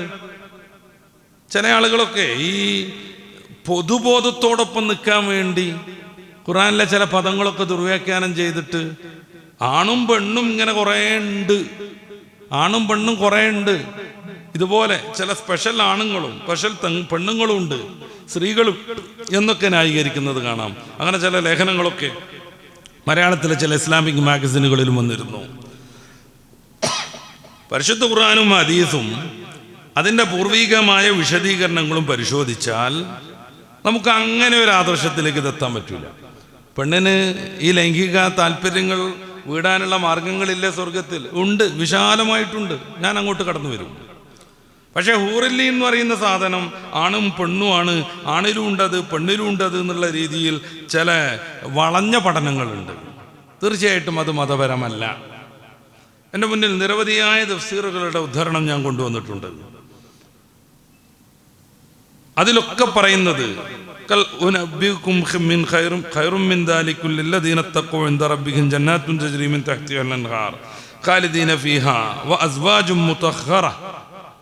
സൂറത്ത് ആൽ-ഇംറാന്റെ 15-ാമത്തെ വാക്യം. അസ്വാജും മുതഹ്ഹറ, വിശുദ്ധകളായ ഇണകൾ, വിശുദ്ധകൾ മുതഹ്ഹറ, സ്ത്രീകളെ കുറിച്ചാണ് ആ പരാമർശം. അപ്രകാരം തന്നെ വേറെ കുറേ സൂക്തങ്ങൾ, വലഹും ഫീഹ അസ്വാജും മുതഹ്ഹറ. ഓരോ സൂക്തവും ഓതിയിട്ട് ഞാൻ കൂടുതൽ സമയം എടുക്കുന്നില്ല. ഇന്നാ അൻശഅനാഹുന്ന ഇൻശാഅ ഫജഅൽനാഹുന്ന അബ്കാറ ഉറുബൻ അത്റാബ. കന്യകകളാകുന്ന സ്ത്രീകൾ, കന്യകകൾ, അബ്കാർ. ഇങ്ങനെ നോക്കുമ്പോൾ വലിയ മഹാന്മാരാകുന്ന മുഫസ്സിരീങ്ങളെല്ലാം വിശദീകരിച്ചതനുസരിച്ച് നമ്മൾ നോക്കുമ്പോൾ ഈ ഹൂറുല്ലീൻ എന്ന പേരിൽ നമ്മൾ ആയത്തിൽ കാണുന്ന ഹദീസിൽ കാണുന്നത് പ്രത്യേകമായ സ്ത്രീകളാണ്. കാരണം ഖുർആനിലുള്ള വിശേഷണങ്ങളൊക്കെ സ്ത്രീജന്യമായ വിശദീകരണങ്ങളാണ്. സൂറത്ത് സാഫാത്തിന്റെ 48-49 വഇൻദഹും ഖാസിറാത്തുത് തർഫഈൻ കഅന്നഹുന്ന ബൈദും മക്നൂൻ ഹൂറും മഖ്സൂറാത്തും ഫിൽ ഖിയാം സൂറത്തുർ റഹ്മാനിന്റെ 72 ഇന്നലിൽ മുത്തഖീന മഫാസ ഹദായിഖ വഅനാബ വഖവായിബ സറാബ സൂറത്തുൻ നബഇന്റെ 31, 32, 33. ഇതിലൊക്കെ പറയുന്നത് സ്ത്രീജന്യമായ വിശദീകരണങ്ങളും സ്ത്രീകളെ കൊണ്ട് മാത്രം പ്രയോഗിക്കുന്ന പദങ്ങളുമാണ്. ഇത് വിശദീകരിച്ചുകൊണ്ടാണ് മുഫസ്സിരീങ്ങളൊക്കെ പറയുന്നത് അല്ലാത്തി യഹാറു ഫീഹിന്ന തറഫ്, കണ്ണ് അവരിൽ ഉടക്കിപ്പോകും അങ്ങനത്തെ സ്ത്രീജനങ്ങൾ. മഹാനായ ഇമാം ബൈലാവി റഹ്മഹുല്ലയുടെ ഒരു വാക്കാണ് ഞാൻ വായിച്ചത്. തുബിരി റളിയല്ലാഹു അൻഹു പറയുന്നത് വബിനഹവില്ലദീ ഖുൽനാ ഫീ മഅനാ ദാലിക ഖാല സായിറു അഹ്ലി തഫ്സീർ. എല്ലാ മുഫസ്സിരീങ്ങളും പറയുന്നത് ഹൂറുല്ലീങ്ങൾ എന്ന് പറഞ്ഞാൽ അത് സ്ത്രീകളാണ് എന്ന് തന്നെയാണ്. അപ്പോൾ കുറേ സ്ത്രീകൾ പ്രത്യേകമായി സൃഷ്ടിക്കപ്പെട്ടവർ സ്വർഗത്തിലുണ്ട്. അപ്പോൾ നേരത്തെ പറഞ്ഞ പ്രശ്നത്തിലേക്ക് നമുക്ക് പോകാം. അങ്ങനെ വരുമ്പോൾ സ്ത്രീകളായി നന്മ ചെയ്ത് മരിച്ചുപോയ ആളുകൾക്കോ? ഖുർആൻ അത് വിശദീകരിക്കുന്നുണ്ട്. അവർ അവരുടെ ഭർത്താക്കന്മാരുടെ അടുത്തേക്ക് തന്നെ ചേരും. ഭർത്താക്കന്മാരെന്ന് പറഞ്ഞാൽ ഇവിടുന്ന് വഴക്ക് പറഞ്ഞവരോ ഇവിടുന്ന് മാനുഷികമായ ശാരീരികമായ വൈകല്യങ്ങളുള്ളവരൊന്നുമല്ല. 100% സംശുദ്ധരായ മഹാന്മാരായി തീർന്ന ഭർത്താക്കന്മാർ. അവർക്കൊരു വൈകല്യം ഉണ്ടാവില്ലേ? ഇവിടെ നിന്നുള്ള സ്വഭാവ ദൂഷ്യങ്ങൾ ഉണ്ടാവില്ല, ഇവിടെ നിന്നുള്ള ശാരീരികമായ വിഷമതകളും പ്രശ്നങ്ങളും ഉണ്ടാവില്ല. അവർ അവരിലേക്ക് തന്നെ ചേരുന്നു. സ്വാഭാവികമായും മുഫസ്സിരീങ്ങൾ വിശദീകരിച്ചതും ആയത്തും ഹദീസും പരാമർശിക്കുന്നതും എൻ്റെ മുമ്പിലുണ്ടെങ്കിലും ഞാനതിൻ്റെ ആകെ മൊത്തം പറയാം, കാരണം സമയം അവസാനിക്കാൻ പോവുകയാണ്. അപ്പൊ ഈ സ്ത്രീകൾക്ക് ഹൂറുല്ലീങ്ങളെ പുരുഷന്മാർക്ക് കിട്ടുന്നതിനേക്കാൾ മികച്ച രീതിയിലുള്ള ഭർത്താക്കന്മാർ അവിടെ കിട്ടും. അസ്വാജിലേക്ക് അവർ ചേരും, അവരവരുടെ അസ്വാജിലേക്ക് ചേരും. സ്വാഭാവികമായും ചില സംശയങ്ങളുണ്ടാകും. അവരുടെ സൗജ്, അവരുടെ ഭർത്താവ് സ്വർഗത്തിൽ എത്തിയിട്ടില്ലെങ്കിലോ? സ്വർഗത്തിൽ അവരുടെ ഭർത്താവ് എത്തിയിട്ടില്ലെങ്കിൽ അവർക്ക് അവരുടെ ഭർത്താവിനേക്കാൾ വിശുദ്ധരായ ഭൂമി ലോകത്തിൽ നിന്ന് മരണപ്പെട്ട് സ്വർഗത്തിലേക്ക് എത്തിയ മുഅ്മിനീങ്ങളാകുന്ന ഭർത്താക്കന്മാരെ ലഭ്യമാകും. അവിടെ വേറെ ചർച്ചയും കൂടെ ഉണ്ട്. ഒരു സ്ത്രീയെ 4 പേര് കല്യാണം കഴിച്ചിരുന്നു, 4 പേരും മരണപ്പെടുകയോ അല്ലെങ്കിൽ അവരെ തലാക്ക് ചെല്ലുകയോ ചെയ്തു. ഇവർ 4 പേരും സ്വർഗത്തിലെത്തി. എന്നാൽ ഈ സ്ത്രീ ആരുടെ ഭർത്താവാകും? അതും പ്രമാണങ്ങളുടെ വെളിച്ചത്തിൽ പണ്ഡിതന്മാർ വിശദീകരിച്ചിട്ടുണ്ട്. ആലൂസി റഹ്മഹുല്ലയുടെയൊക്കെ വിശദീകരണം എൻ്റെ മുമ്പിലുണ്ട്. അവർ ആദ്യത്തെ ഭർത്താവ് ത്വലാക്ക് ചെല്ലാതെ മരിച്ചു പോയതാണെങ്കിൽ, ത്വലാക്കില്ലേതല്ല, ഒഴിവാക്കിയിട്ടില്ല, മരിച്ചു പോയിട്ടുണ്ട്, അവർ 1ാമത്തെ ഭർത്താവിൻ്റെ ഒപ്പം ഉണ്ടാകുമെന്നാണ് ഒരു വിശദീകരണം. അല്ല, ഈ 4 ഭർത്താക്കന്മാരിൽ അവരുമായി ഏറ്റവും കൂടുതൽ ബന്ധവും സ്നേഹവും ആദരവും വെച്ച് ജീവിച്ചത് ആരാണോ അവരെ തെരഞ്ഞെടുക്കാനുള്ള പ്രത്യേകമായ അവകാശം അവർക്കുണ്ടാകുമെന്നാണ് മറ്റൊരു വിശദീകരണം. അല്ലെങ്കിൽ അവസാനത്തിൽ വന്ന അവരുടെ ഭർത്താവ്, അദ്ദേഹവുമാണ് ഇവർക്ക് കൂടുതൽ ബന്ധമെങ്കിൽ അദ്ദേഹവുമായി ജീവിക്കാൻ ഇവർക്ക് സ്വാതന്ത്ര്യം കിട്ടും. എന്ന് വെച്ചാൽ പരിശുദ്ധ ഖുർആനിൽ പറയുന്ന ലഹും മാ യശാഊന ഇൻദ റബ്ബിഹിം പോലെയുള്ള വലക്കും ഫീഹാ മാ തശ്തഹി അൻഫുസുഹും വലക്കും ഫീഹാ മാ തദ്ദഊൻ നുസുലം മിൻ ഗഫൂരിർ റഹീം. ഖുർആനിലെ മറ്റൊരു പ്രയോഗം, അവർക്ക് ആ സ്വർഗത്തിൽ അവരാഗ്രഹിക്കുന്നത് കിട്ടും, അവർ തേടിക്കൊണ്ടിരിക്കുന്നതൊക്കെ അവർക്ക് ലഭ്യമാകും. അള്ളാഹുവിൽ നിന്നുള്ള പ്രത്യേകമായ സമ്മാനം എന്ന രീതിയിലാണ് ഇതുള്ളത്. വഫീഹാ മാ തശ്തഹിൽ അൻഫുസു, മറ്റൊരു സൂക്തം, അവരുടെ ആത്മാവ് വിചാരിക്കുന്നതൊക്കെ അവർക്ക് കിട്ടും. വതലദ്ദുൽ അയ്യുൻ, കണ്ണിന് നന്നായിട്ട് ആനന്ദം തോന്നുന്നതൊക്കെ അവർക്ക് കാണാനാകും. വഅൻതും ഫീഹാ ഖാലിദൂൻ, അങ്ങനെ നിത്യമായി അവർ സ്വർഗത്തിൽ വസിക്കും. ഈ ഒരു പ്രയോഗത്തിൽ പെണ്ണുങ്ങളൊക്കെ പെടും. അപ്പോൾ പെണ്ണിൻ്റെ ലൈംഗികമായ മോഹങ്ങൾക്ക് കൃത്യമായ പരിഹാരം സ്വർഗത്തിലുണ്ടാകും എന്ന് വെച്ച് ഈ ഹൂറുല്ലീൻ എന്ന രീതിയിൽ പരിചയപ്പെടുത്തുന്നതൊക്കെ ആണുങ്ങളുമാണ് പെണ്ണുങ്ങളുമാണ് എന്നൊന്നും പറഞ്ഞ് ഞങ്ങളിങ്ങനെ ഒരു പൊതു ലിബറൽ സമൂഹത്തോട് ചേർന്ന് നിൽക്കുകയാണ് എന്ന് തെളിയിക്കാൻ നമുക്ക് ആർക്കും ഒരു ബാധ്യതയുമില്ല. ഖുർആനിലും ഹദീസിലുള്ളത് അങ്ങനെ തന്നെ പറഞ്ഞാൽ തന്നെ പരിശുദ്ധ ദീൻ കൃത്യമായി പ്രചരിപ്പിക്കാൻ നമുക്ക് സാധിക്കും. ഇത്രയും പറഞ്ഞത് എന്താണ്? സ്വർഗത്തിൽ പ്രത്യേകമായ ചില സ്ത്രീകളുണ്ടെന്നും അത് പുരുഷന്മാർക്ക് ലഭ്യമാകുമെന്നും, ഈ സ്വർഗത്തിലെ ഹൂറുല്ലീങ്ങളെക്കാളും ശ്രേഷ്ഠരും ഉന്നതരുമായിട്ടുള്ള ദുനിയാവിലെ ആണുങ്ങളുമായി സ്വർഗത്തിലെത്തുന്ന സ്ത്രീകൾക്ക് അവരുടേതായ താല്പര്യങ്ങളും മോഹങ്ങളും ഒക്കെ വീടാനുള്ള സംവിധാനങ്ങൾ ഉണ്ടാകുമെന്നും, അത് പക്ഷേ അവരുടെ ഭർത്താക്കന്മാരായിട്ടായിരിക്കുമെന്നും പരിശുദ്ധ ഖുർആനും ഹദീസും നമ്മളെ പഠിപ്പിക്കുന്നു. ഇതിലാണ് ഇപ്പം ചില ആളുകൾക്കൊക്കെ ഭയങ്കരമായ പ്രശ്നം. ആകെ ഹൂറുല്ലീങ്ങളാണ് എന്നാണ്. അതാണ് ചാനൽ ചർച്ചയ്ക്ക് പോലും പേരങ്ങനെ വരുന്നത്, മദ്യപ്പുഴകളും ഹൂറികളും. ഇനി നമ്മൾ ചില കാര്യങ്ങൾ സംസാരിക്കണമെന്ന് എനിക്ക് തോന്നുകയാണ്. ബൈബിളിൽ മത്തായി സുവിശേഷത്തിൻ്റെ 19-ാം അധ്യായത്തിൻ്റെ 29-ാമത്തെ വാക്യം, സാധാരണ നമ്മൾ ബൈബിൾ കൊണ്ടുവരാറില്ല, ഇന്നിപ്പോൾ അത് കൊണ്ടുവന്നത് എന്തുകൊണ്ടാണെന്ന് വെച്ച് കഴിഞ്ഞാൽ അതിലുള്ളത് യഥാവിധി നമ്മൾ പരിശോധിക്കുമ്പോൾ ഈ ദുന്യാവിൽ ദീനിന് വേണ്ടി ഓരോന്നോരോന്നായിട്ട് നഷ്ടപ്പെടുത്തി ജീവിക്കുന്ന ആളുകൾക്ക് സ്വർഗത്തിൽ കിട്ടുന്ന ആനന്ദങ്ങൾ പറയാണ്. ഞാൻ നിലവിലുള്ള ഈ KCBC ബൈബിളിൽ നിന്ന് വായിക്കാം. മത്തായി സുവിശേഷത്തിൻ്റെ 28-ാം അധ്യായത്തിൽ യേശു അവരോട് പറഞ്ഞു, സത്യമായി ഞാൻ നിങ്ങളോട് പറയുന്നു, പുനർജീവനത്തിൽ മനുഷ്യപുത്രൻ തൻ്റെ മഹത്വത്തിൻ്റെ സിംഹാസനത്തിൽ ഉപവിഷ്ടനാകുമ്പോൾ എന്നെ അനുഗമിച്ച നിങ്ങൾ ഇസ്രായേലിൻ്റെ 12 ഗോത്രങ്ങളെ വിധിച്ചുകൊണ്ട് 12 സിംഹാസനത്തിൽ ഇരിക്കും. ഇത് തൻ്റെ അപ്പോസ്തലന്മാരാവുന്ന 12 പേരോട് പറയാണ്. അതായത് സ്വർഗത്തിലേക്ക് പ്രവേശിക്കുമ്പോൾ നിങ്ങൾ ഇസ്രായേൽ ഗോത്രത്തിലെ 12 ഗോത്രങ്ങളെയും വിധിച്ചുകൊണ്ട് 12 സിംഹാസനത്തിലുണ്ടാകും. ഇത് മനോഹരമായി പാളിപ്പോയൊരു പ്രവചനമാണ്. ഈ 12 അപ്പോസ്തലന്മാരിൽപ്പെട്ട ഒരാളാണ് യൂദാസ്. മൂപ്പരാളാണ് 30 വെള്ളിക്കാശിന് വേണ്ടി യേശുവാവുന്ന ഗുരുവിന് ഒറ്റിക്കൊടുത്തതും നരകഗ്രസ്തനായതും. അപ്പോൾ 12 പേരും 12 സിംഹാസനത്തിൽ ഇരിക്കുമെന്ന് പറഞ്ഞ ഈ പ്രവചനത്തിൽ 12 പേരുണ്ടാവില്ല, 11 ആളെ ഉണ്ടാവുള്ളൂ. കാര്യം ഇത് അന്നുണ്ടായിരുന്ന യൂദാസ് പിന്നെ അഭിശപ്തനായിപ്പോയി. അതവിടെ ഇരിക്കട്ടെ. ഇതിൻ്റെ 29-ാമത്തെ വാക്യം, എൻ്റെ നാമത്തെ പ്രതി ഭവനത്തെയോ സഹോദരന്മാരെയോ സഹോദരികളെയോ പിതാവിനെയോ മാതാവിനെയോ മക്കളെയോ വയലുകളെയോ പരിത്യജിക്കുന്ന ഏതൊരുവനും 100 ഇരട്ടി ലഭിക്കും, അവൻ നിത്യജീവൻ അവകാശമാക്കുകയും ചെയ്യും.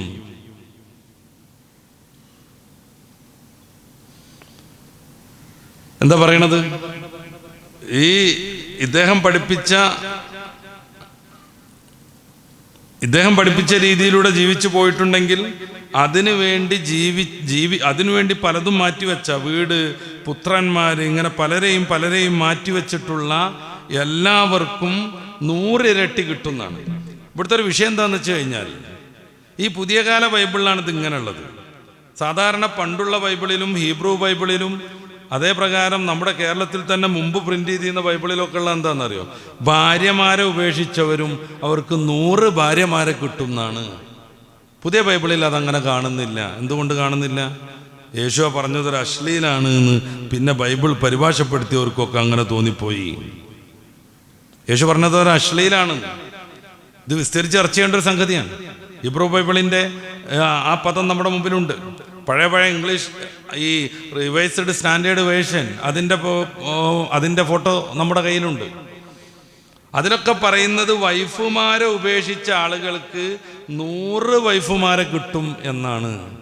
അപ്പോൾ 100 വൈഫുമാരെ കിട്ടും എന്ന് പറഞ്ഞാൽ എന്താ അതിൻ്റെ അർത്ഥം? ഒരു വൈഫല്ലേ ഇവിടുന്ന് ഉപേക്ഷിച്ചിട്ടുള്ളൂ, 100 വൈഫുമാരെ കിട്ടും. അപ്പോൾ സ്വർഗത്തിൽ ഒരു 99എങ്കിലും, ഖുർആനിലുണ്ട് 72 ഹൂറികൾ എന്ന് പറഞ്ഞൊരു വിമർശനമൊക്കെ ഉണ്ട് കേട്ടോ. നമ്മൾ ദാർശനികമായ ചർച്ചയിലേക്ക് എത്തിയിരിക്കുന്നു, കൂടുതൽ ശ്രദ്ധിക്കണം. ഖുർആനിൽ 72 ഹൂറികൾ കൊടുക്കുമെന്ന് പറയുന്നുണ്ട്. ഇല്ല, അങ്ങനെ ഖുർആനിൽ 72 ഹൂറികളേ ഇല്ല.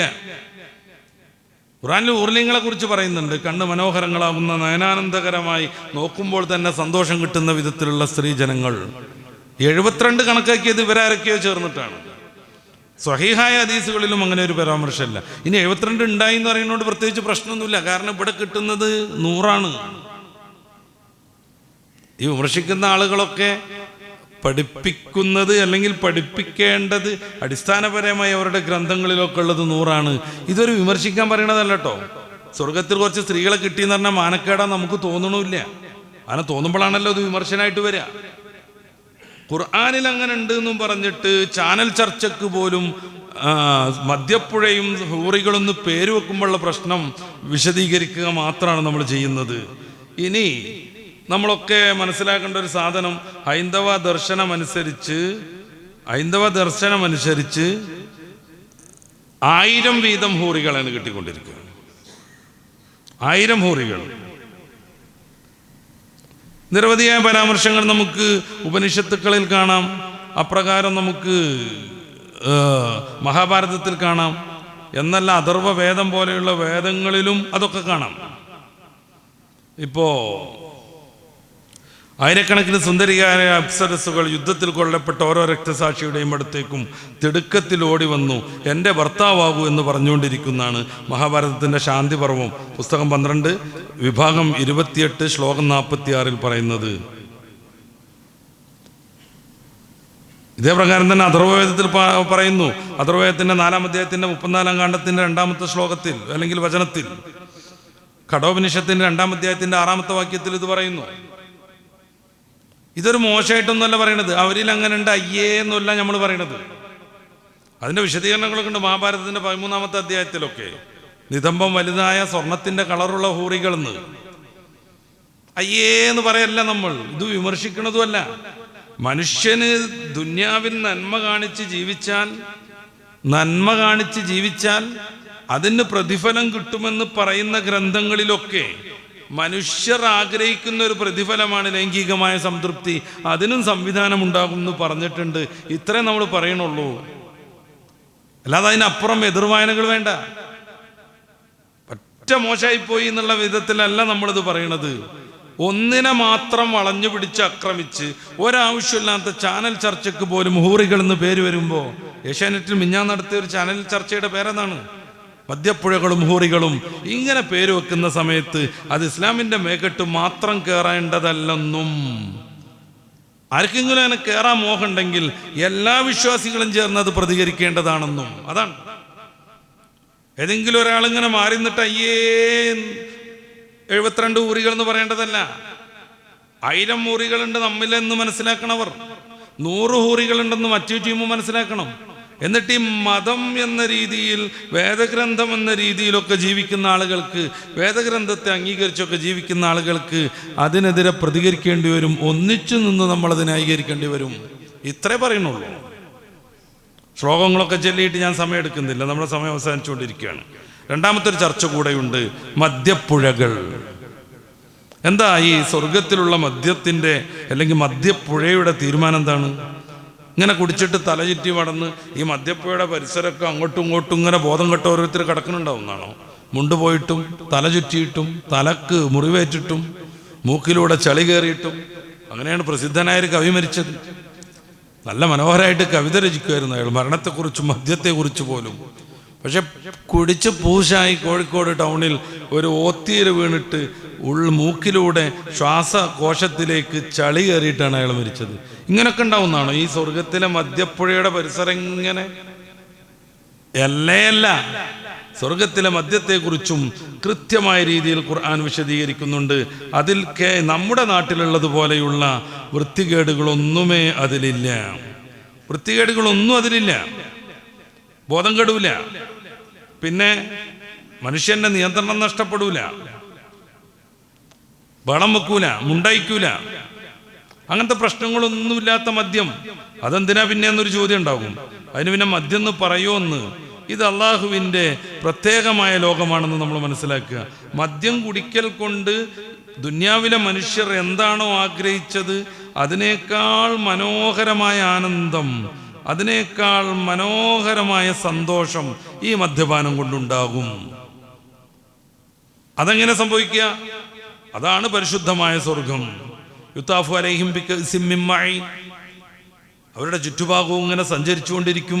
ചഷകങ്ങളിൽ ബൈളാഅ ലദ്ദത്തിൽ ലിശാരിബീൻ, നല്ല വെള്ളക്കളറുള്ള, കുടിക്കുമ്പോൾ തന്നെ നല്ല സന്തോഷം ഉണ്ടാകുന്ന, ലദ്ദത്തുണ്ടാകുന്ന. സാധാരണ ഇതിൽ മദ്യത്തെക്കുറിച്ചുള്ള പഠനങ്ങളൊക്കെ പറയണേക്കാം അത് കുടിക്കാൻ ഒരു സുഖം ഉണ്ടാവില്ല എന്ന്. നമുക്ക് ആർക്കും അനുഭവമില്ലാത്തത് കൊണ്ട് അങ്ങനെ ധൈര്യത്തിൽ പറയാൻ വയ്യ. അത് വേറെന്തോക്കെ ടേസ്റ്റാണെന്ന് പറയുന്നത് കേൾക്കാം. ഇതന്നെ ലദ്ദത്തുൽ ലിശാരിബീൻ, കുടിക്കുന്നത് തന്നെ സന്തോഷമായിരിക്കും. ലാ ഫീഹാ ഖൗലും വലാ ഹും അൻഹാ യൻസിഫൂൻ. അതിൽ വയറ് പിടിക്കൂല, തലക്ക് മങ്കുർണി ബാധിക്കൂല, ബോധം കെടൂല, അശ്ലീലം പറയില്ല. പക്ഷേ മദ്യം കൊണ്ട് എന്താണോ ആഗ്രഹിക്കുന്നത് അത് കൃത്യമായി അവർക്ക് ആസ്വദിക്കാൻ പറ്റും. സൂറത്തുൽ വാഖിയയുടെ 17 മുതൽ 19 വരെയുള്ള വചനങ്ങളിൽ ഇക്കാര്യം വിശദീകരിക്കുന്നുണ്ട്. അപ്പം മദ്യപ്പുഴ എന്ന് പേരിട്ടാൽ പറ്റൂല. മദ്യപ്പുഴ എന്ന് കേൾക്കുമ്പോഴേക്ക് നമ്മുടെ നാട്ടിലുള്ള മങ്കുർണിയിലേക്ക് ശ്രദ്ധ പോകാനും പാടില്ല. പിന്നെയോ ഇവിടെ മദ്യം കൊണ്ടും മയക്കുമരുന്ന് കൊണ്ടും മനുഷ്യൻ എന്തായിരുന്നു ആഗ്രഹിച്ചത് അത് അതിലേറെ മനോഹരമായി ആസ്വദിക്കാൻ പറ്റുന്ന പ്രത്യേകമായ പാനീയങ്ങൾ. അതുകൊണ്ട് മുണ്ടയിച്ചോടൂല, അന്യൻ അപഹസിക്കൂല. മയക്കുമരുന്നിൻ്റെയും മദ്യത്തിൻ്റെയും അടിമകളായിട്ട് ഉമ്മനെ ഇറക്കുന്നത് നമ്മൾ കേൾക്കുന്നുണ്ട്.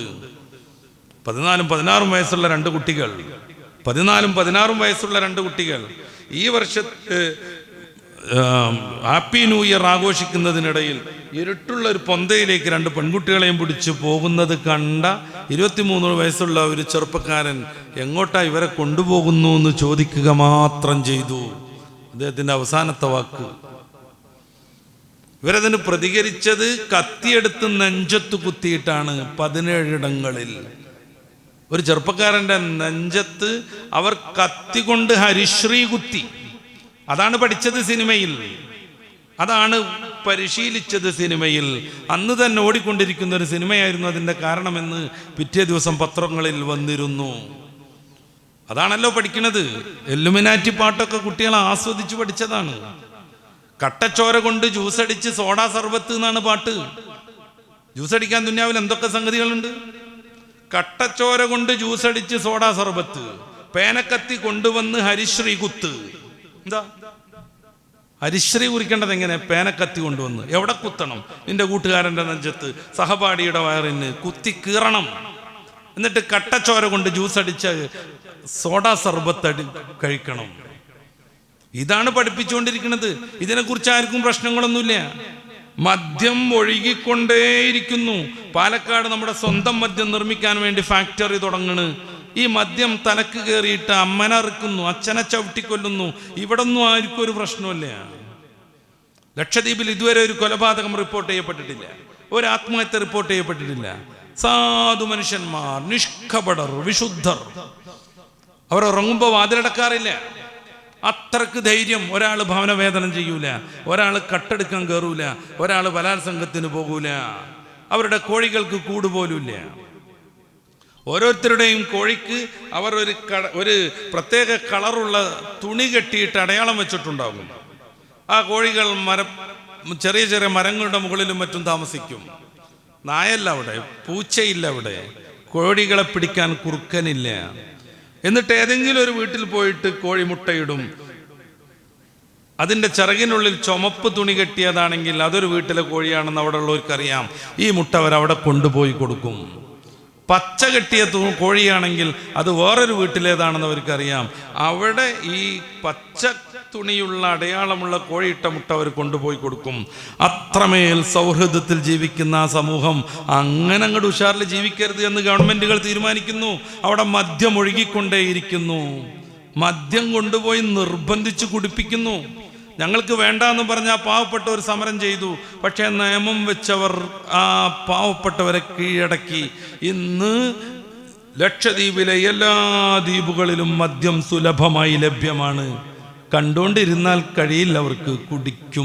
കുടിച്ചു കഴിഞ്ഞാൽ നമ്മുടെ കേരളത്തിലുള്ളതുപോലെ അയലോക്കത്തെ വീട്ടിൽ പോയിട്ട് തേങ്ങ പൊളിക്കാണ്ടെന്നും പറഞ്ഞിട്ട് കത്തി കൊണ്ടുവരിക, വയ്യാണ്ട കിടക്കണ ഉമ്മാനെ അറുക്കുക, എന്നിട്ട് കത്തി പുറത്ത് ടാപ്പിന്ന് കഴുകിയിട്ട് ആ വീട്ടിൽ തന്നെ കൊണ്ടുപോയി കൊടുക്കുക.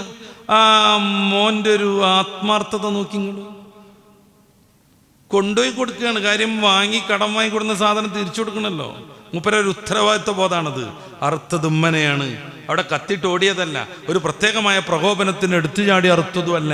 അയലോക്കത്ത് പോയി കത്തി സംഘടിപ്പിച്ച് കൊണ്ടുവന്ന് അറുത്തിട്ടിട്ട് അത് കഴുകി കൊണ്ടുപോയി കൊടുക്കുകയാണ്, മയക്കുമരുന്ന് തലയിൽ കയറിയിട്ട്. ഇതിലാർക്കും ഒരു വിഷയമൊന്നുമില്ല. ആ മയക്കുമരുന്ന് ലോബിയെ നിയന്ത്രിക്കാൻ ഇതുവരെ ഒരു അതോറിറ്റിക്കും സാധ്യവുമല്ല. നിസാം എന്ന് പറയുന്ന വളാഞ്ചേരിക്കാരൻ കൃത്യമായി പറഞ്ഞു അവൻ MDMAക്ക് അഡിക്റ്റ് ആയത് എങ്ങനെയാണെന്ന്. 23 വയസ്സ് വരെ ഒരു സിഗരറ്റ് പോലും വലിക്കാത്ത ചെറുപ്പക്കാരൻ. ഒരു ദിവസം അവൻ്റെ കൂട്ടുകാരോടൊപ്പം കോഴിക്കോട് കടപ്പുറം കാണാൻ പോയി. അവര് പ്രലോഭിപ്പിച്ച് ഒരു ധൈര്യം ഉണ്ടാകും. ഒരൊറ്റ ദിവസം അനുഭവിച്ചാൽ പോരെ എന്നൊക്കെ പറഞ്ഞു ഒരു പ്രാവശ്യം അവനെ കൊണ്ട് നിർബന്ധിപ്പിച്ച് ഈ സാധനം വലിപ്പിച്ചു, ഉപയോഗിപ്പിച്ചു. അന്നിൻ്റെ പിറ്റേ ദിവസം മുതൽ ആ കുട്ടി ഇതിൻ്റെ അഡിക്റ്റായി. 1500 രൂപയ്ക്ക് വയനാട് പോയി മേടിച്ചു കൊണ്ടുവന്നു. പിന്നെ കൊച്ചിയിൽ പോയിട്ട് 25,000-ന് മേടിച്ചു വന്നു. ഒരു കാര്യം കൂടി പറയേണ്ട, കുട്ടി ഞാനതിൻ്റെ വിതരണക്കാരനായി, അല്ലാതെ എനിക്കത് ഉപയോഗിക്കാൻ കിട്ടാത്ത വിധം പൈസക്ക് ചിലവ് വന്നു. വിതരണക്കാരനായി എന്നിൽ നിന്ന് ഡോക്ടർമാരിത് വാങ്ങാറുണ്ട്, അധ്യാപകന്മാർ വാങ്ങാറുണ്ട്, ഭർത്തൃമതികളാവുന്ന സ്ത്രീകൾ വാങ്ങാറുണ്ട്, ഭാര്യയും ഭർത്താവും വന്ന് ഒന്നിച്ച് വാങ്ങാറുണ്ട്. എന്നിൽ നിന്ന് സാധാരണ സാധനം വാങ്ങുന്ന ഒരു ചെറുപ്പക്കാരൻ പിന്നെ ഒരു പെണ്ണുമായിട്ട് വന്നു. ഞാനിത് ഭാര്യയാണോ എന്ന് ചോദിച്ചു. അല്ല, പെങ്ങളാണെന്ന് പറഞ്ഞു. ആങ്ങളെയും പെങ്ങളെയും ഒന്നിച്ചിരുന്ന് നമ്മുടെ കേരളത്തിൽ MDMA ആസ്വദിക്കുന്നുണ്ട്.